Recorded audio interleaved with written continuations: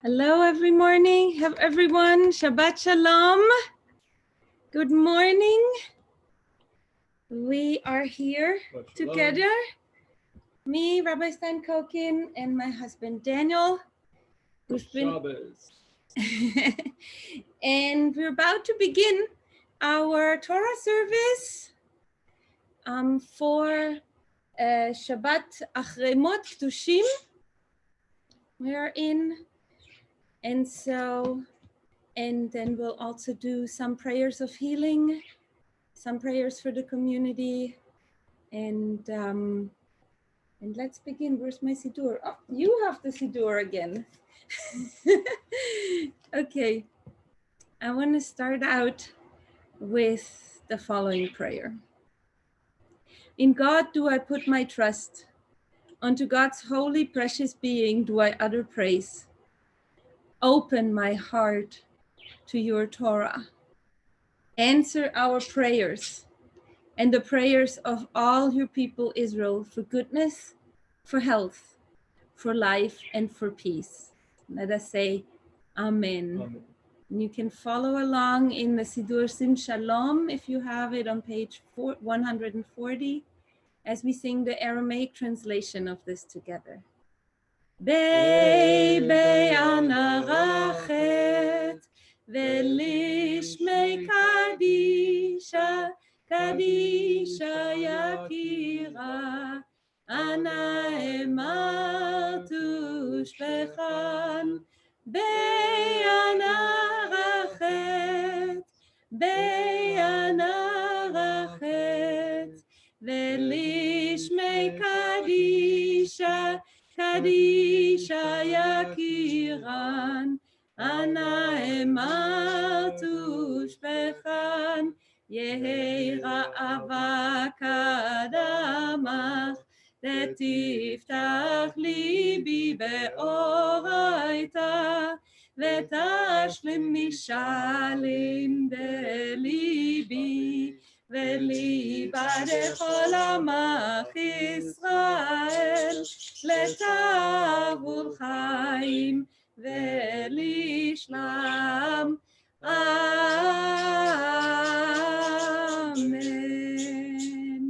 You might hear in the background a little birdie. He or she, I don't know what gender it is, loves to join in our prayers. So we are Achrei Mot Kedushim. It's a double parsha as we're moving on to Shavuot. Where sometimes these weeks, some years we combine. It always depends how many Shabbatot there are in the spring, moving up to Shavuot. So today our reading is in Leviticus or Vayikra 16 verse 1. In the Etz Chaim, it starts on page 679, but if you have another Tanakh or Bible, you would go to Leviticus chapter 16. And just as a word of introduction, Achrei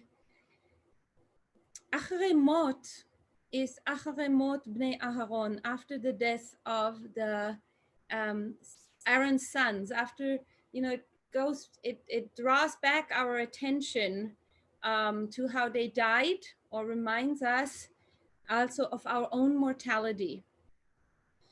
And beginning that, then the text moves actually into this Yom Kippur ritual that happens once a year of cleansing, purifying, resetting, self-scrutiny and self-renewal. And of course, in the Torah here, as we are in Leviticus, where we focus about the temple service, the focus is primarily here on the priestly responsibility of purifying the sanctuary. We'll also read in chapter 16, we mostly read chapter 16 today. Following the first ritual, of expiation, of cleansing, purifying the sanctuary, is the ritual of the scapegoat. We'll look into that. And then just a general loss of Yom Kippur. If we would keep reading, we're in a triennial cycle. If we would read the whole parasha, the complete reading, we would also get into Kedushim, which focuses really on the pursuit of holiness, laws of holiness that are in part parallel to the Ten Commandments. So the pursuit of holiness has very much to do also with how we behave in our regular lives. If you look at closely, we can do that another time, maybe when we read Parashat Kedushim separately, but there's almost the same structure in the descriptions as we find in the Ten Commandments. Revere your parents, keep Shabbat, one God, and so on. I could go on. Then also talks about the family in religious context. And the ethics of a good society is included in the pursuit of holiness. We have the famous "Ahavta re'echa kamocha," love your fellow as yourself. Do not put a stumbling block in front of the blind. Judge fairly, and so on and so on. And I'm mentioning this here because this pursuit of holiness is embedded into this phrase that God says, this specialness between God and God's people, calling him Kdushim tiyu ki kadosh ani. You shall be holy because I am holy. And you shall sanctify yourself. A few verses later, you should sanctify yourself and be holy. And in the end, at the end of Parashat Kedushim, והייתם לי קדושים, כי קדוש אני השם, ואבדל אתכם מן העמים. You shall be holy to me, and I shall set you apart from other people. You are mine. And then we'll contrast that later to the Haftarah, which has a much more universalistic approach. And so, and balance, and makes us realize something new about what chosenness or the particularity be. And I'll refer to that a little later when we get to the introduction of the Haftarah. I just wanted to give you the overview of what all the many beautiful and interesting things that are again contained in our Torah portions.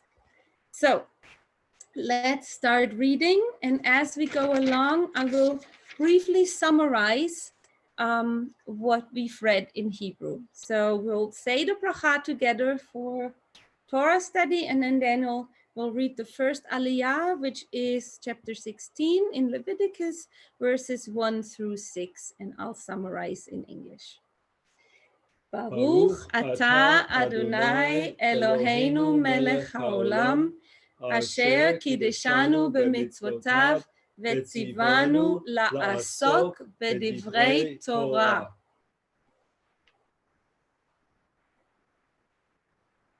וידבר אדוני אל משה אחרי מות שני בני אהרון וקרבתם לפני אדוני וימותו. ויאמר אדוני אל משה דבר אהרון אחיך ויבוא בכל עת אל הקודש מבית לפרוכת אל פני הכפורת אשר על אהרון ולא ימות כי בענן אראה על הכפורת. בזאת יבוא אהרון אל הקודש בפר בן בקר לחטאת ועיל לעולה.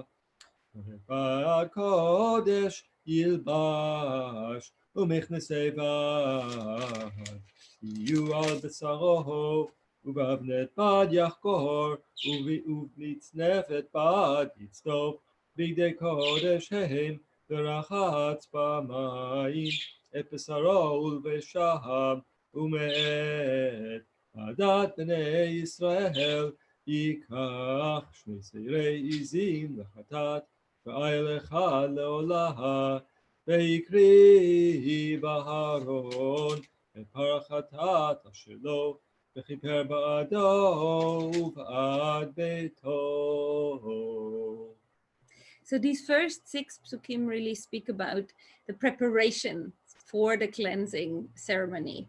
So Aaron, it starts out with Aaron, with the high priest, the Kohen HaGadol, needs to get ready in full vesture, and he has to have ready a bull, a 1-year-old bull, I believe, for the chatat, for the expiation, and 2 goats. And in a minute, we'll see what the 2 goats are about. And as a first thing, he will offer this bull as a chatat for himself and his household. So you start in a small point. You start with the officiant. You start with the person who's doing the ritual. He and his family first need to be purified before he can do anything. Okay. Anything else? Let's keep going. Now we are in Etz Chaim on page 680, and we restart. We're reading the verses 7 through 11.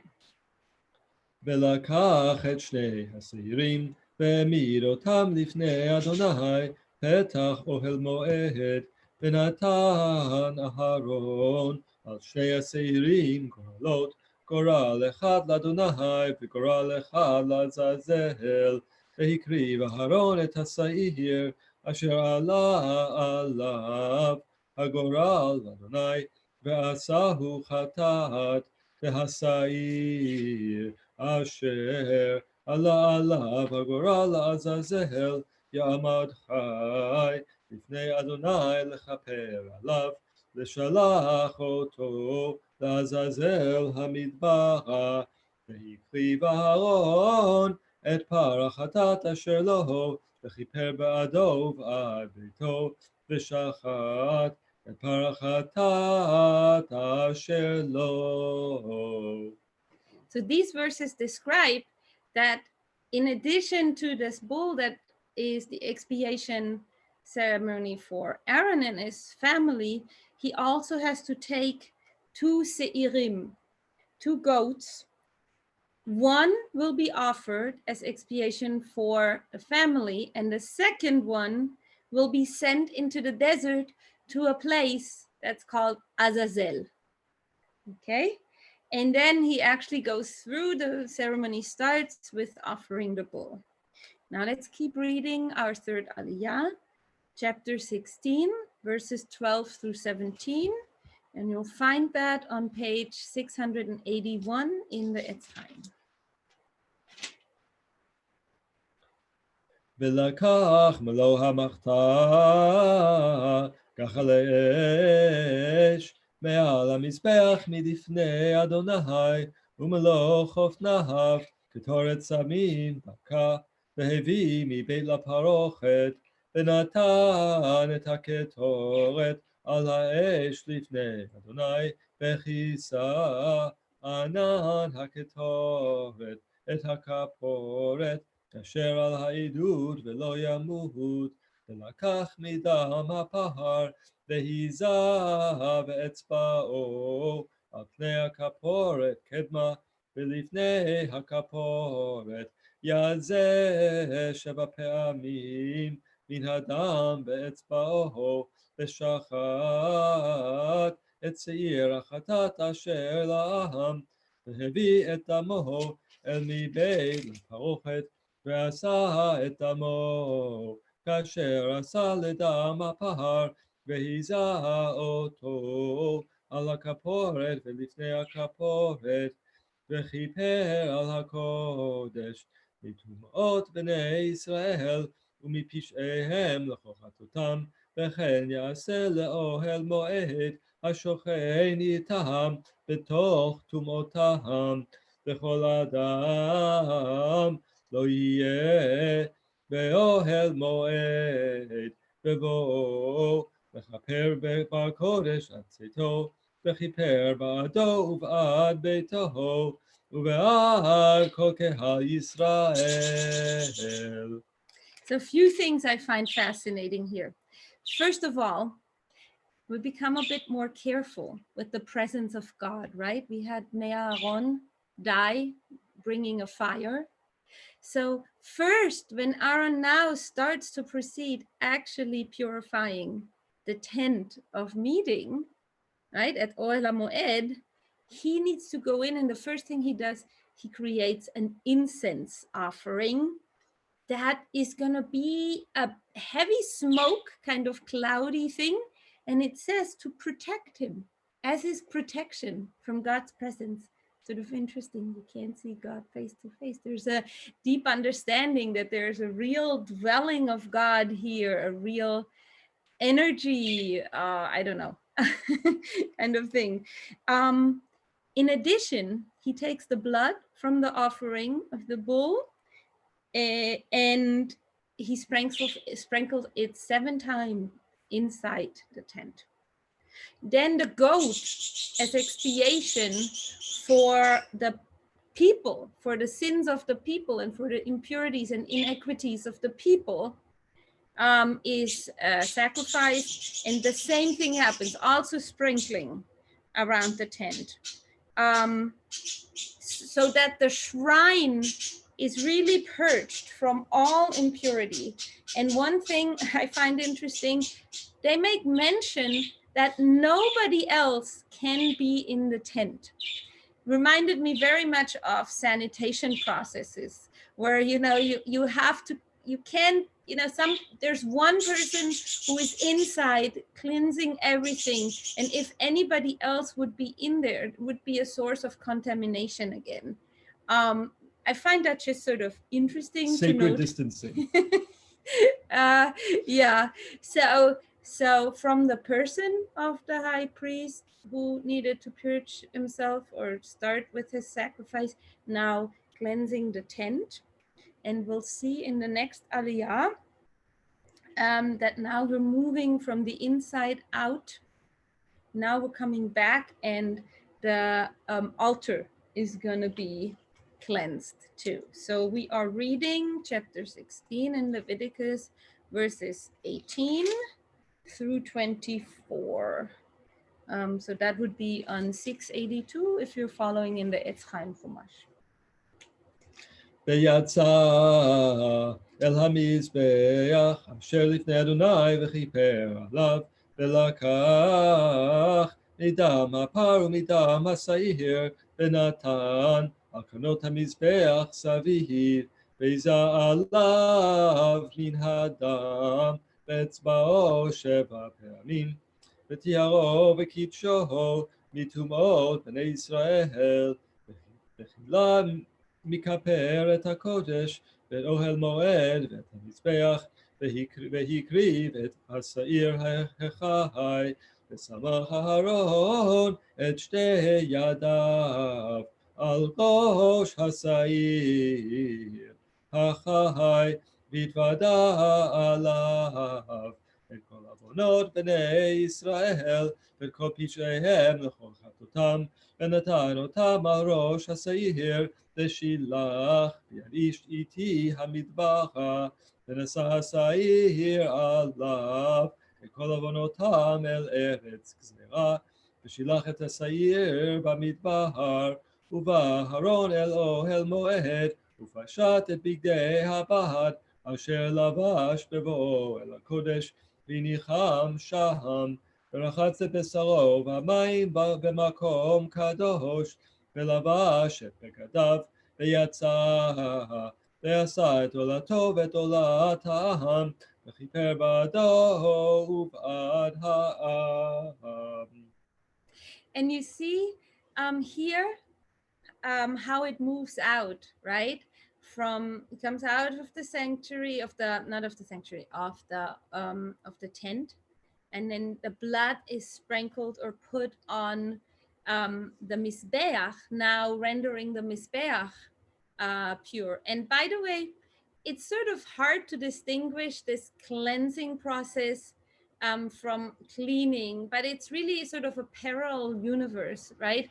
If you think about it, the sprinkling of blood, when we try to clean, we often have spray bottles and we're spraying things, we're spraying the cleaning agent around. And here, the cleaning agent is blood.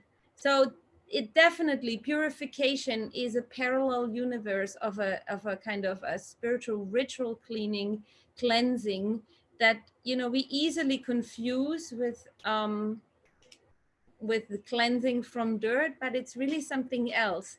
And yet it's hard, it's easy to confuse, because at the end of the process, right, he moves out, and then the live goat, he puts his hands on, and basically this live goat then carries all the rest, all the other kind of spiritual uh, inequities of Bnei Israel, of Aaron, all the transgressions this goat carries, and like we were focusing that negative energy and we're sending it away from the camp.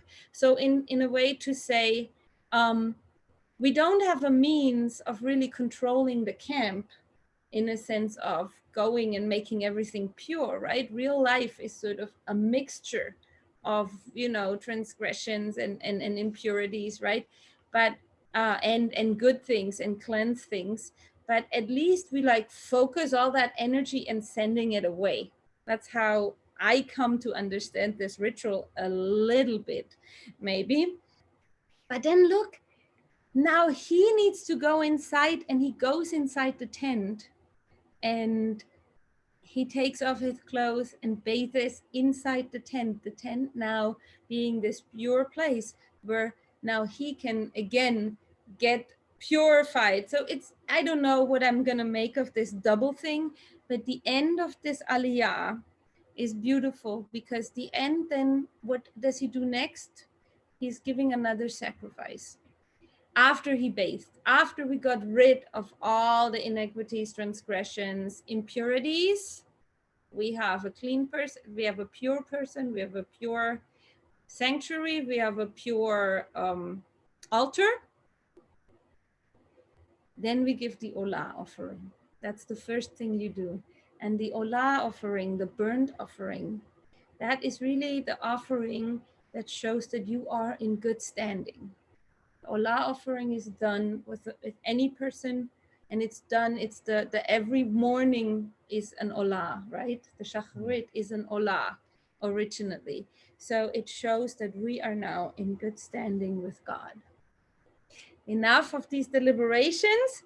Let's move to our fifth aliyah, chapter 16, verses 25 through 30. חלב החטאת יקטיר המזבח, והמשלח את השעיר לעזאזל, יכבס בגדיו, ורחץ את בשרו במים, ואחרי כן יבוא אל המחנה, ואת פר החטאת, ואת שעיר החטאת, אשר הובא את דמם לכפר בקודש, יוציא אל מחוץ למחנה, ושרפו באש את אורותם ואת בשרם ואת פרשם, והשורף אותם יכבס בגדיו ורחץ את בשרו במים, ואחרי כן יבוא אל המחנה, והייתה לכם לחוקת עולם בחודש השביעי, בעשור לחודש תענו את נפשותיכם, וכל מלאכה לא תעשו האזרח והגר הגר בתוככם, כי ביום הזה יכפר עליכם לטהר אתכם מכל חטאותיכם לפני אדוני תטהרו. Right, and now the ritual finishes off, or the text finishes off, giving us the details of how to end the thing. So the person who is leading the Azazel, the goat, the living goat to the Azazel, right? Somebody needs to make sure that the goat goes far enough, because otherwise maybe it would come back. It knows where its home is, right? So or where the food is. So that person they can't come back. They also undergo a purification ceremony. While Aaron does his purification inside the tent, this person, now having been touched by the outside, remains outside of the camp until they've purified themselves. The leftover, the rest, the fat, the hinds, anything that's left over from the chatat is brought outside, both from the bull and the goat that was and is burned, also outside the camp. And that person, that priest, or that brings those leftovers outside, also needs to stay outside of the camp until they're purified again. And last but not least, then it starts telling us, we could think, such a ceremony is maybe only necessary when we have established that there is impurity, right? I mean, who says that we need to do this? And yet, the Torah tells us here, it tells us here, you have to, this is a Yom Kippur, this is your day of atonement. And the next few verses in Aliyah 6 will then go over and say, this is something you have to do every year. This is something you have to do on a regular basis. Right, and that leads us then to this pasuk now in the next aliyah. I'm advancing my summary now. To ve'enitem et nafshotechem, you yourselves, while the priest is doing all those things, you yourself practice self-scrutiny, self-denial, right? And then it also explains succession of this ritual is supposed, it's supposed to be through the generations. It reminds me of the instructions for Passover. There were the instructions for the first Passover, for the first ever Passover night. And then there's instructions how we, throughout the generations, always should keep celebrating Passover. Here, this is similar, right? We have an original purification ceremony of the Mishkan here. And then it says, and now, in this next aliyah that we will read now, what you're going to do is, in every generation, there will be a priest assigned, appointed, the successor of Aaron. He will appoint his successor. We'll have a successionist line of high priests, and those high priests every year in every generation will do this purifying ritual. So now we read chapter 16, verses 31 through 34. שבת שבתון היא לכם, ועיניתם את נפשותיכם, חוקת עולם, וכיפר הכהן, אשר ימשך אותו, ואשר ימלא את ידו, לכהן תחת אביו, ולבש את בגדי הבד, בגדי הקודש, וכיפר את מקדש הקודש, ואת אוהל מועד, ואת המזבח יכפר, ועל הכהנים, ועל כל עם הקהל יכפר, הייתה זאת לכם לחוקת עולם, לכפר על בני ישראל מכל חטאותם, אחת בשנה ויעש, כאשר ציווה אדוני את משה. And I just say one more thing. The fact that verse 31 is disconnected, I think, in its content from the specifics of the sacrifices here, and that is the one that carries over of our Yom Kippur practices, right? This is the basis. Shabbat Shabbaton, Yom Kippur is just as holy as Shabbat.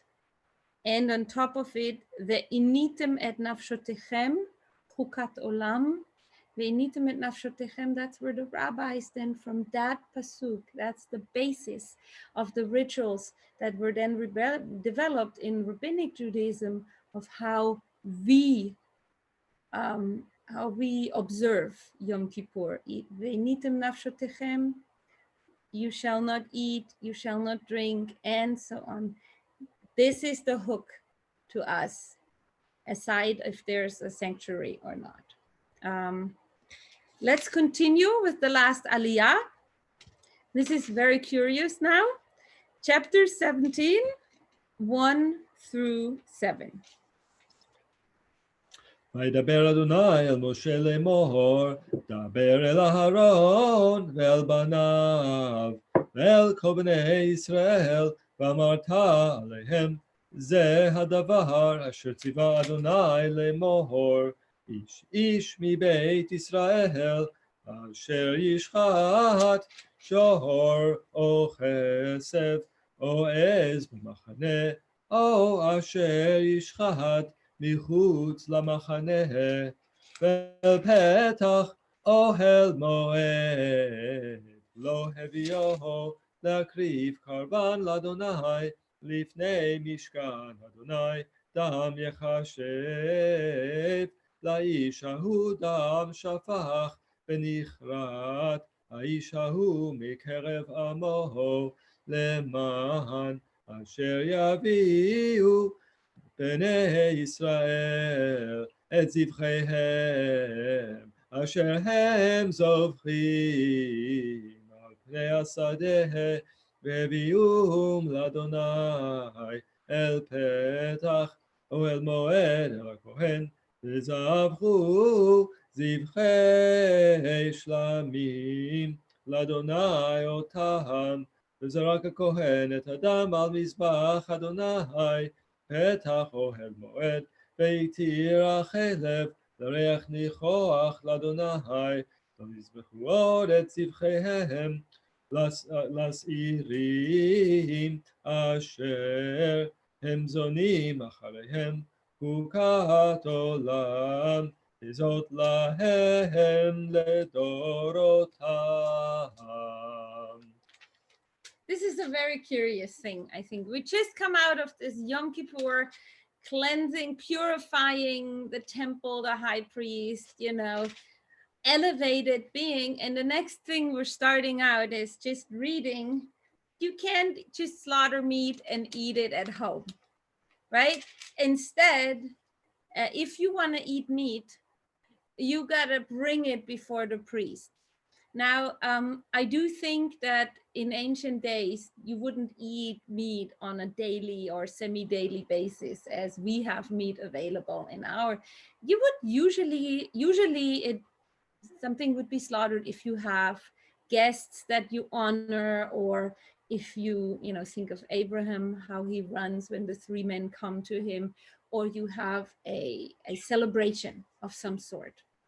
And here I think the Bible wants to make sure that in your celebration, when you actually go through slaughtering meat, your celebration is connected to the holiness pursuit. Mm-hmm. That is, connected with being in the temple and being a holy community, right? You're not just doing any kind of wild things, or there was obviously a fear of people, and this is also this interesting thing, so obviously there was a problem of people slaughtering goats, mm-hmm. which would be, I think, the most common meat. Like a bull is, red meat is already a very big expense. Most people probably had sheep and goats. And so when you slaughter this, there's a fear or a testimony here that people would have sort of a ritualistic component, mm-hmm. giving part of this to the goat demons, right? Which is sort of interesting because we just spoke about how we're sending this live goat out to Azazel, to this place in the desert. So, well, this is maybe worthwhile exploring in a whole different shiur than, otherwise we'll sit here until tomorrow. But sort of, I see this kind of jump from the purity of the Mishkan to when we eat, also in the connection of everything in our daily lives, even down to the sustenance, to the eating, can be connected to a pursuit of higher holiness, or to a higher pursuit of holiness. So we finished here with our Torah reading, and that's the time when we, in our regular services, do Happy Mishaberachs and the prayer for healing. So let's start out with the Mishaberach for Cholim. And I need my little book also today. The one I just asked you to bring. Oh, okay. Thank you. And I have a whole big list here of people in our community and friends of the community and whoever you mentioned. And I will leave, it's a little long, but I will leave a pause at the end of the names so that you can think of your loved ones. מי שברך אבותינו אברהם יצחק ויעקב, אמותינו שרה רבקה רחל ולאה, הוא יברך וירפא את החולים. אהרון פנחס בן גולדה, אריה בן פייגל, אביבה פייגה בת צורה אידל, אברהם אליעזר זאב בן רייזל, אברהם ברוך בן בתיה רחל, אברהם בן דבורה, בשי בת רחל, בינה יוכבד בת גיטל, חיים ישראל צבי בן זרה, חנה בת לאה, חנה פייגה בת יהודית, דוד בן חיה, אלקה בת חנה, דוד בן מרים, דוד אברהם בן יהודית דבורה הלוי, דוד שמואל בן שרה מרים, דוב אברהם בן יהודית דבורה הלוי, אלישבע בת שרה, אליזה בת שרה, חווה מלכה בת מרים, עדה דוידה בת שושנה אסתר רייזל, יעקב ידין בת עדה, דוידה ענני, עדינה דבורה בת שרה, אמונה בת גרדה, פריידל בת יתתשך, חסן שלמה בן רחל, לאה בת מלכה, לאה בת שרה, לאה זלדה בת איידל רשע,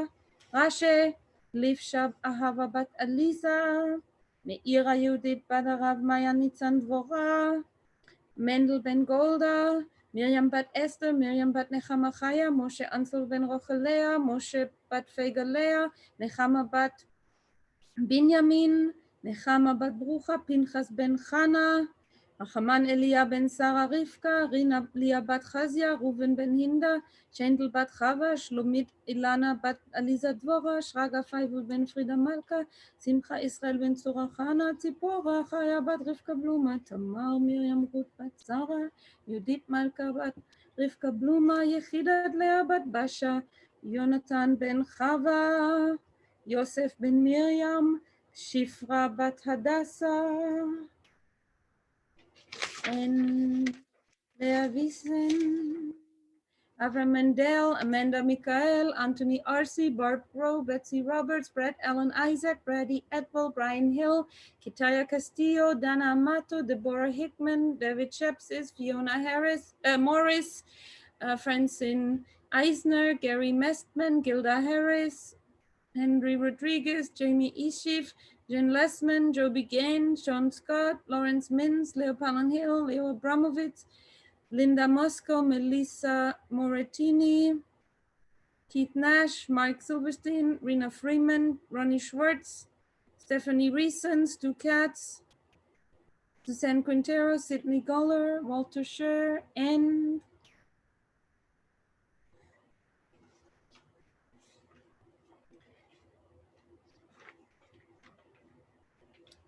הקדוש ברוך הוא ימלא רחמים עליהם, להחזיקם ולרפאותם וישלח להם מהרה רפואה שלמה לכל איבריהם וגידיהם, בתוך שאר חולי ישראל רפואת הנפש ורפואת הגוף, ונאמר אמן.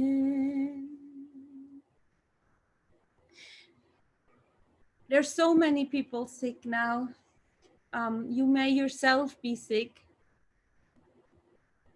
And I found a blessing today in this beautiful book, Talking to God by Rabbi Naomi Levy. I love her prayers. I love her language. And I want to send you a blessing for healing and to all those who are ill. May God heal you, body and soul. May your pain cease. May your strength increase. May your fears be released. May blessings, love, and joy surround you. And let us say, Amen. Mi sheberach avotenu mekol habracha lemotenu. May the source of strength, who blessed the ones before us, help us find the courage to make our lives a blessing, and let us say, Amen.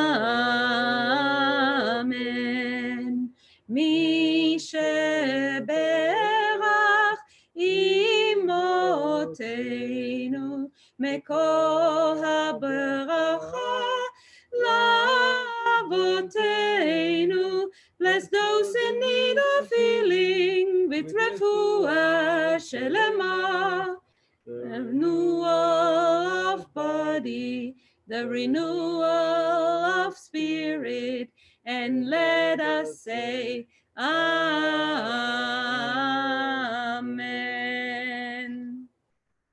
And today, we're also thinking of all those in the front lines, our caregivers. And I've read this prayer quite a number of times, but I just yesterday spoke with a health professional, and we still in Arizona still see the cases coming to the hospital increasing, slowly, but still increasing. So I want to pray this, and even though I don't have the formulation, I also want to add, yesterday was the 1st of May, which in many countries is the Labor Day, thinking of the struggle and that workers have in their workplace. And so I want to also honor and include in our prayers for safety not only the health professionals, but also all those who are still taking care of the minimum of our infrastructure, who are exposed or might be exposed.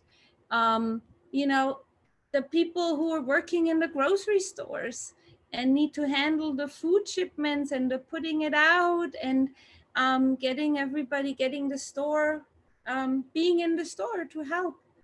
Those are the people who take care of our garbage, and all the public workers who, take care of our basic infrastructure. The people who do all the deliveries, who are out there meeting. And so these are just so important, and often these professions struggle with workplace safety. We don't pay them much in our Western societies, even though we rely on them. So in light of May 1st yesterday, I want to honor them. I want to thank you, all of those, and also include them in our prayer that they may be safe and they'll keep having the courage. May the one who blessed our ancestors bless all those who put themselves at risk to care for our society and care for the sick. Physicians, nurses, and orderlies, technicians and home health aides, EMTs and pharmacists. And if you have one that you think of, then add a name now, and bless especially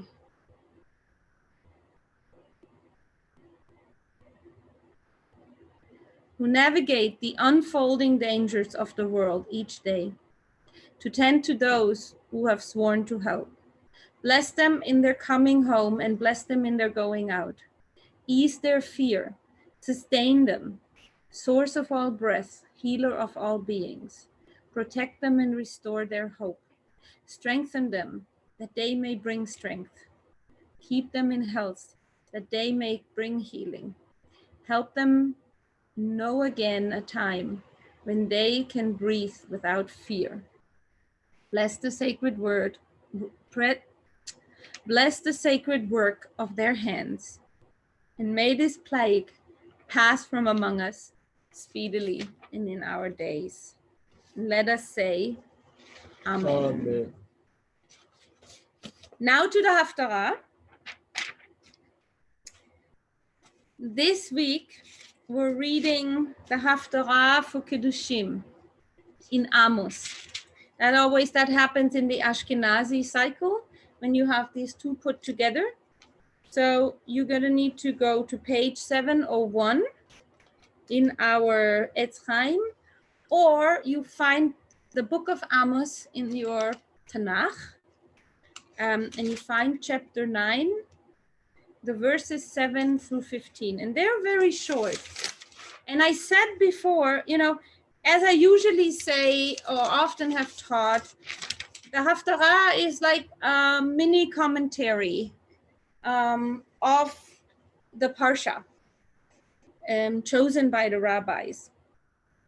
And sometimes they reinforce the message, and sometimes they contrast it for us to grapple with it.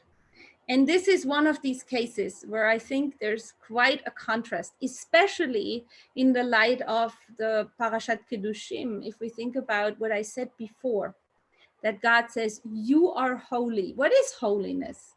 What is kadosh? Kadosh usually means you are separated, right? The mikdash, the sanctuary, is separated out from the rest of the city, from the rest of the society, right?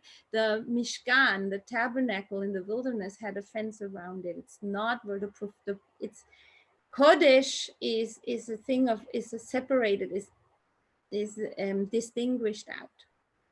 And so God had said to us just in these last few psukim of the full parasha that we didn't read, you are holy to me, and I will take you apart. I will set you apart from the other nations. And the Haftarah is contrasting this particularism and says, no, you're not like the Cushites, right? You Israelites, you're not like the Ethiopian. You're just like You're just like the Ethiopians. You're just like the other nations, right? So what does it mean then to be that people apart?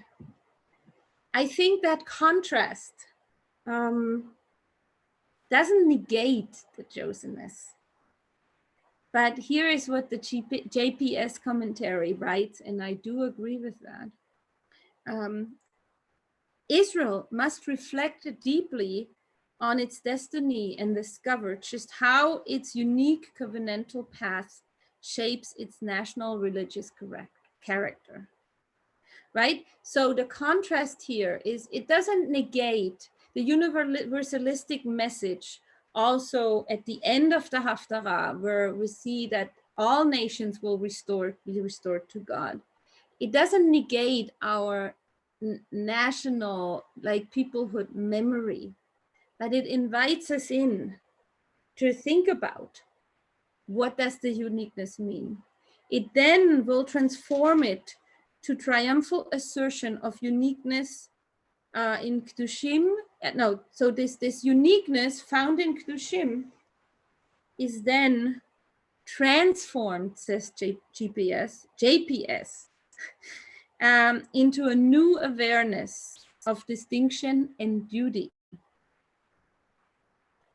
right? So we revise this Haftarah and the Parasha, they revise each other, and they suggest a more inward and humble theology of chosenness, right? It's upon us to live in a way that we are worthy of being chosen. I think that's what I would add. So now Let's read Amos 9, verse 7 through 15.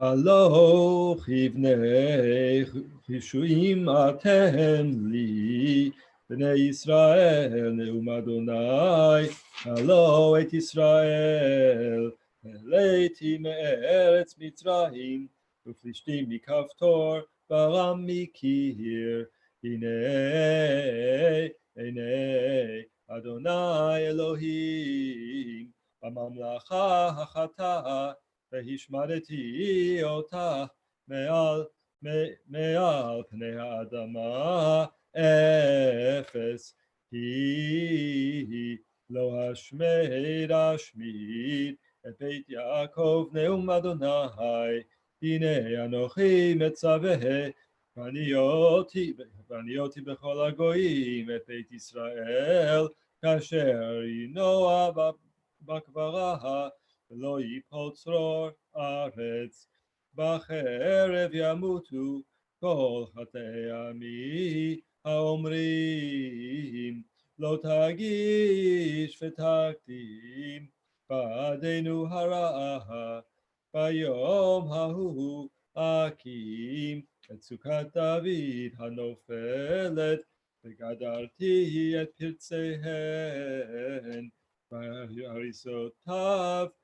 בהריסותיו אקים, ובניתיה כימי עולם, למען ירשו את שארית אדום וכל הגויים, אשר נקרא שמי עליהם, נאום אדוני עושה זאת.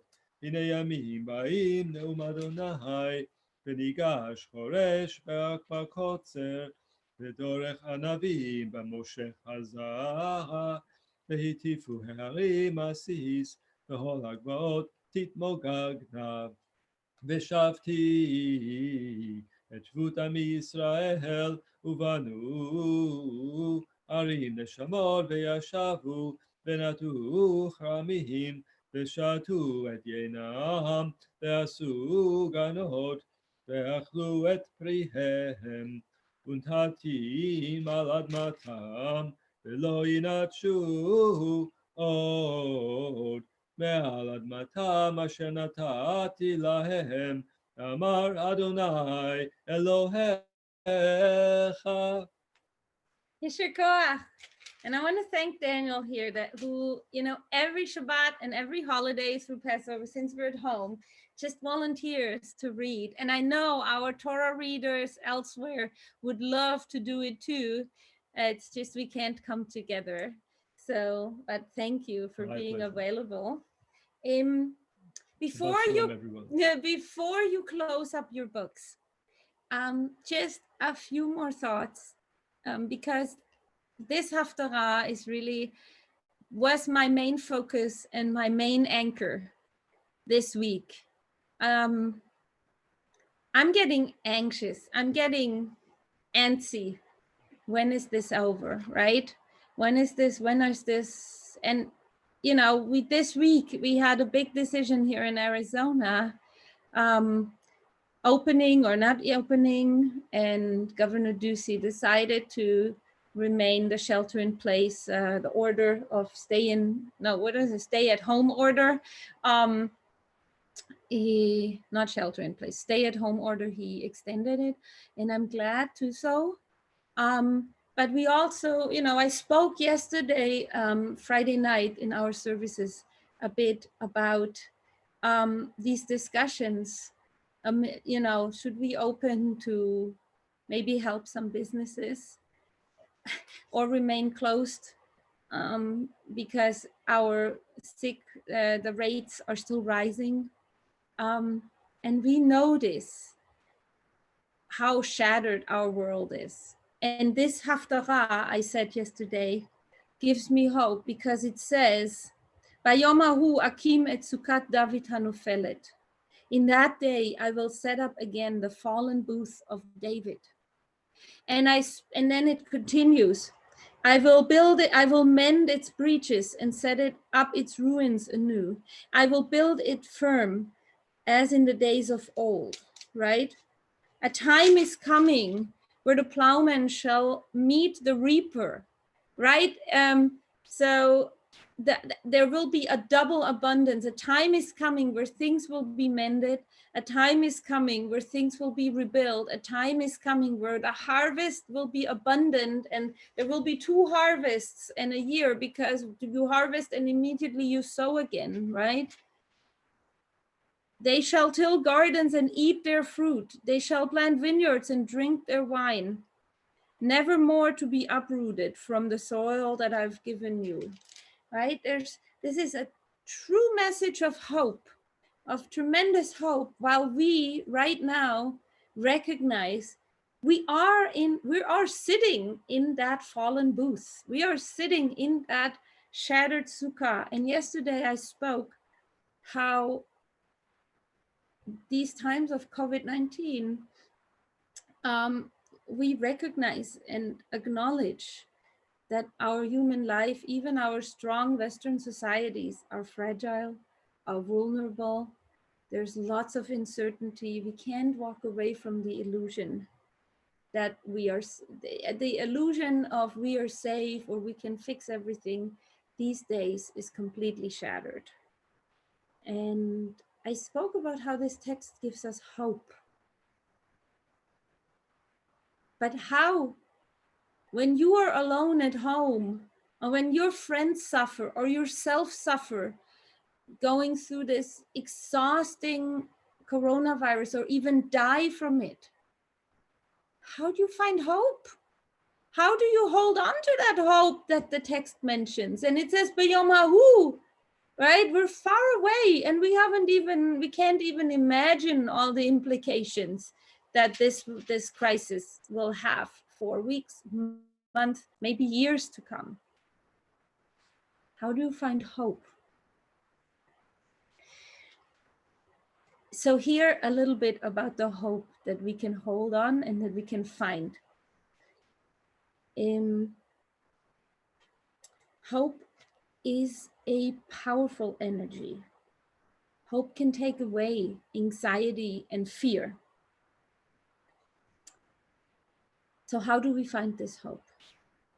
I want to suggest something to you, a practical suggestion. If you are in the rut and you don't know, or if you even not, but wanna do something these days, one first step to hope is being grateful, is being thankful. So I want to suggest to you, start a journal every night before you go to sleep, or every morning at a certain time when you wake up, or during the day when you have some downtime and you can sit. Write a journal and write in that journal 5 things that you are grateful for. This could be something as easy as, like, I always enjoy my cup of coffee in the morning, a good ice cream that I had, a phone call, a nice chat that I had, the flower that I saw blooming in the garden, anything. Because gratitude, if we start to be grateful for things, gratitude expands our awareness of things around me.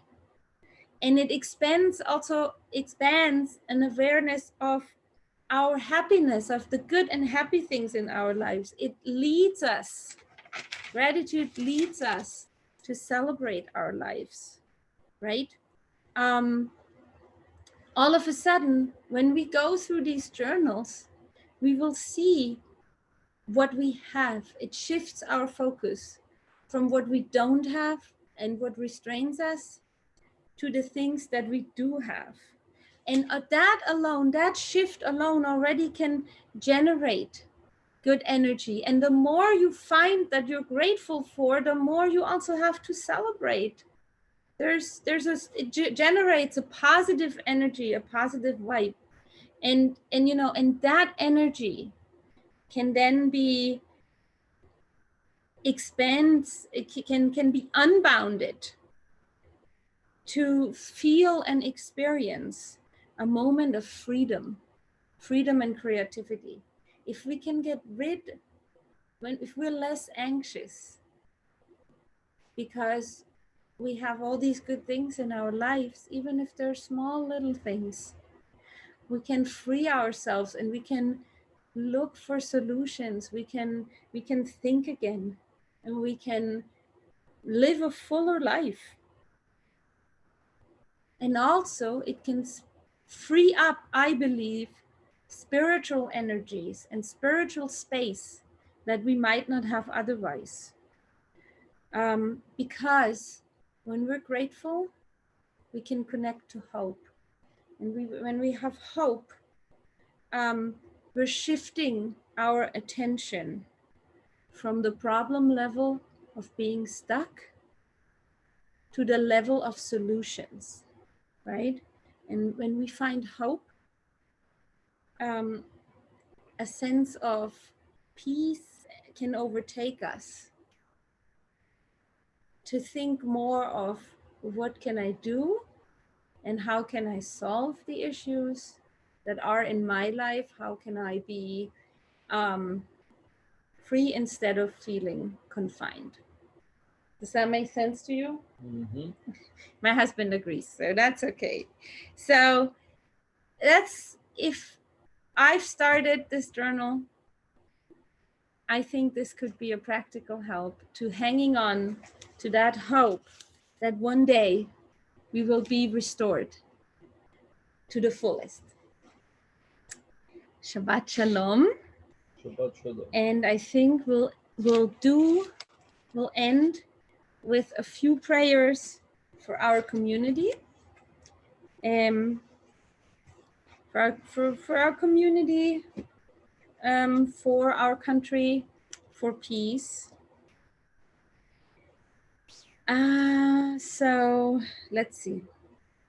This would be on page 148. Let's say the prayer for our country. Would you like to do that?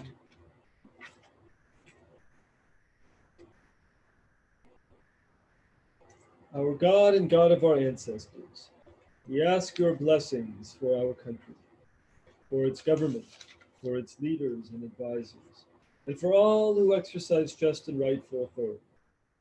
Teach them insights from your Torah, that they may administer all affairs of state fairly, that peace and security, happiness and prosperity, justice and freedom may forever abide in our midst.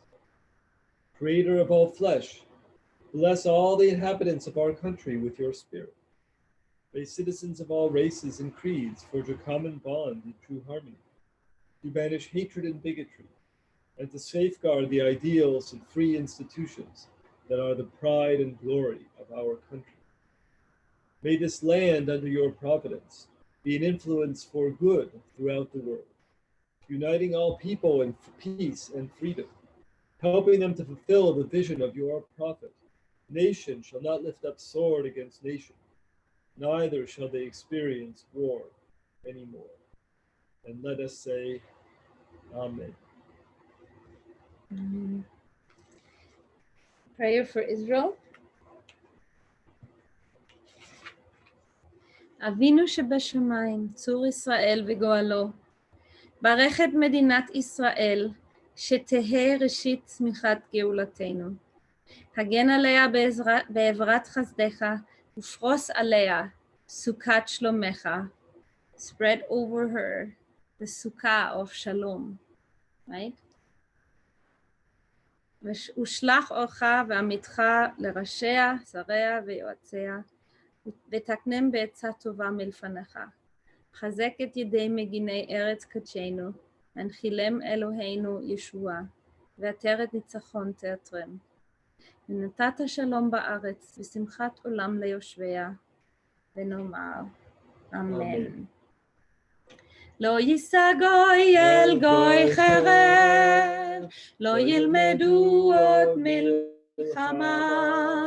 לא יישא גוי אל גוי חרב, לא ילמדו עוד מלחמה, לא יישא גוי אל גוי חרב, לא ילמדו עוד מלחמה, לא יישא גוי אל גוי חרב, לא ילמדו עוד מלחמה, ונאמר Amen. And I have two little prayers again from Naomi Levy that I originally wanted to add right after the Haftarah, but here is just as good. And this is maybe if you're not yet in that space where you completely see hope again, I hope this prayer can help you. This is a prayer for the power to return from the depths of sorrow. Sorrow or loneliness, if you are all alone. Teach me always to believe in my power to return to life, to hope, and to you, God. No matter what pains I have endured, no matter how far I have strayed from you. Give me the strength to resurrect my very spirit.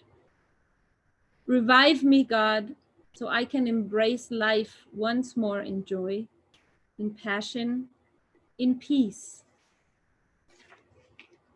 Please, God, help me recognize my strength.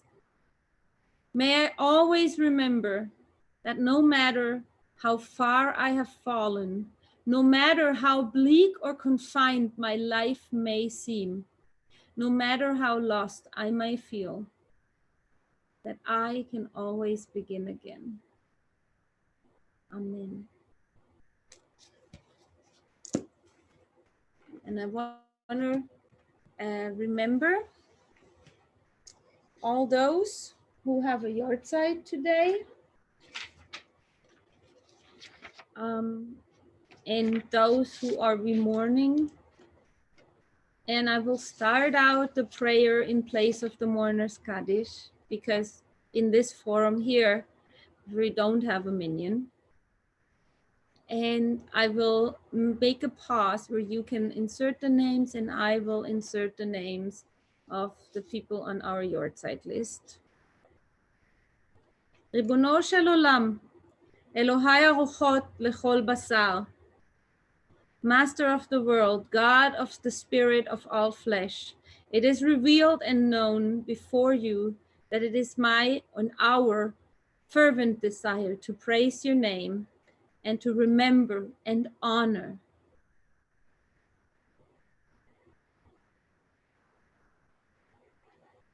Etta Epstein, Harriet Goodman, Abram Isaac Stidman, Bernice Lucille Welcher.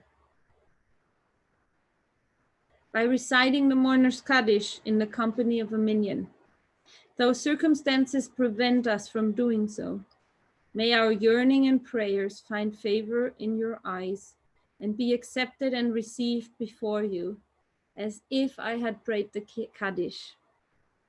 May you grant hope and healing to all who suffer, and may we soon be able to once again safely gather in holiness and joy. May your name, Adonai, be elevated and sanctified everywhere on earth, and may peace reign everywhere. Yehi shlama rabba min shemaya v'chayim aleinu ve'al kol Yisrael v'imru amen. Oseh shalom bimromav, hu ya'aseh shalom. Aleinu ve'al kol Yisrael v'imru amen. Just a few announcements. Tonight at 8, Haftalah and Omer count with me. Tomorrow, 9 a.m. on Zoom, we have our annual community meeting. So please join us. The Zoom link was in the email earlier sent today, and also last week, not today, yesterday. We'll have Talmud Torah. The religious school is meeting also in the morning. And then all the other classes were announced, or you can find them on the website. Intro to Judaism, Talmud class as usual, Our cantor is going to start a new series of how to learn trope, how to learn to chant from the Torah. So stay posted, stay online. I'd be happy to hear your feedback. If you see this, write me or call the office and let us know, how do you connect? How do you find the services here, our offerings? Is there something that you'd like to see? Just let us know. We would love to have the feedback. If you know of people who have difficulties with it, maybe we can help solve the problem. You can always find me at rabbi@bethelphoenix.com. And I also want to hear, now that you all are starting gratitude journals and happy journals, I want to hear your happy Misha Berachs. I think the cantor probably did some. He usually does it. Just in case he didn't get to it, we do have happy Misha Berach from last week. And I hope that you will join us with more emails of good things happening to you. So Stu Meckler and Edlin Soderman, they let us know that they enjoyed very much the bat mitzvah of their niece over Zoom, somewhere on the East Coast, this past Thursday morning. So I want to say Masal Tov from all of us at Beth El. And if you have something else, I know some of our members had birthdays that they celebrated. So if you have something, write us, join us in, write me rabbi@bethelphoenix.com or cantor@bethelphoenix.com, so that we can create more joyfulness and find joy together in celebrating together and share in your simcha. I hope I didn't forget anything. I wish you Shabbat Shalom for now. Enjoy the day and reconnect for Haftalah at 8 p.m. Bye-bye. Shabbat Shalom.